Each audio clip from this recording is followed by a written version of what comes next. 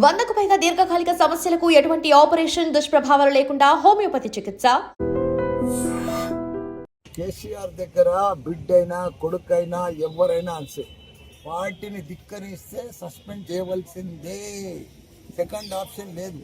కేసీఆర్ అంటే మీకు తెలియదు, ఆయన ఒక పెద్ద యుగ పురుషుడు భారతదేశంలోనే.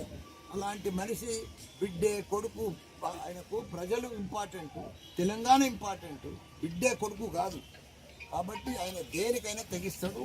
అలాంటి మనిషి మనకు దొరకడమే, కేసీఆర్ లాంటి దొరకడమే మన అదృష్టం. అంటే కాళేశ్వరం అంశంలో కాళేశ్వరం లేదు, ఏం లేదా. 3 లక్షల మెట్రిక్ టన్నుల ధాన్యం పండించిన ఘనత కేసీఆర్ దయా. వీళ్ళేంది అంతా 3D సినిమాలు ఇక్కడ డ్రామాలు ఆడుకుంటా కాళేశ్వరం అని, కూలిపోయిందని, అదని, ఇదంతా బక్వాసే. ఏంది అది కేసీఆర్ అంటే? ఓ చరిత్ర, ఒక హిస్టరీ. భారతదేశంలో తెలంగాణలో ఒక ఆదర్శ రాష్ట్రంగా తీసుకుపోయింది. ప్రపంచం అంతా ఎదురు చూసింది కేటీఆర్ కోసం, కేసీఆర్ కోసం. అలాంటి మనుషులను పట్టుకొని కాళేశ్వరం అని, కేసు అని, సిబిఐ అని, ఏంటి అది? కరెక్ట్ కాదు.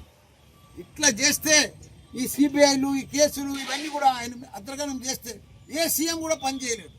అంత గొప్ప సీఎంను పట్టుకొని ప్రపంచంలో ఎత్తైన ప్రాజెక్టు, లిఫ్ట్ ఇరిగేషన్ ప్రాజెక్టు కడితే దాంట్లో ఒక రెండు పిల్లలు పోతే కుంగిపోతే ఉంటున్నా. ఇంత పెద్ద వర్షాలకు ఎట్లుంది అది?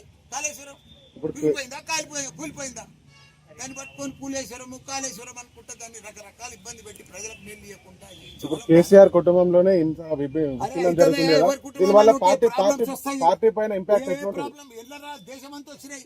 దేశమంతా సస్పెండ్ చేయలేదా? వాళ్ళ బిడ్డలను, వాళ్ళ తమ్ములను, వాళ్ళ కాకాయలను, వాళ్ళ బామ్మర్దులను దేశమంతా అయింది. ఇది కొత్తగానా సస్పెండ్ చేసేది? ఎవరైనా పార్టీకి ధిక్కరిస్తే సస్పెండ్ చేస్తారు. చూసుకుంటే కూర్చుంటారా? ఏంది చేస్తారా? అందుకే కదా సస్పెండ్ చేసింది.